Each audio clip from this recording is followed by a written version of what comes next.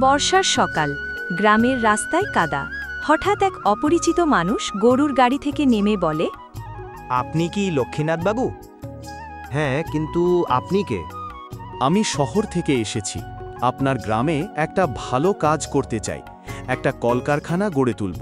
গ্রামের বেকার সবাই সেখানে চাকরি পাবে। আহা, তাহলে তো বড় ভালো কথা। তবে আমি সাহায্য করব, কিন্তু আমাকেও একটু লাভ দিতে হবে। লালটু, শহর থেকে হরিপদবাবু এসেছেন।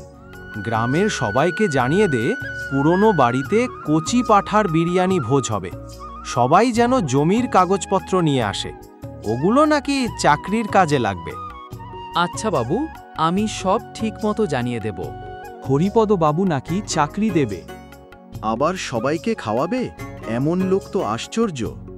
কেউ কি শুধু শুধু এত কিছু করে? আমার মন কেমন কেমন করছে। রাতে লালটু শোনে হরিপদ আর লক্ষ্মীনাথ ফিসফিস করে কথা বলছে। কাল সবাই জমির কাগজ নিয়ে এলে সই করিয়ে নিই। পুরো গ্রামই আমাদের হবে। ঠিক আছে, কেউ বুঝে উঠবে না। লালটু দৌড়ে বুড়িমার বাড়ি যায়। বুড়িমা, বড় সর্বনাশ হতে চলেছে। ওরা আমাদের জমি দখল করতে চায়। সবাইকে সকালেই জানিয়ে দাও।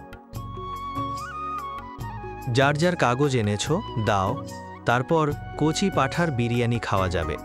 কেউ কাগজ দেবে না। তোমাদের ষড়যন্ত্র আমরা জেনে গেছি। গ্রামবাসী, এদের ধরো। আমাদের জমি বিক্রি করবে? এই শহুরে ধোঁকাবাজদের তাড়াও। হরিপদ আর লক্ষ্মীনাথ পালিয়ে বাঁচে।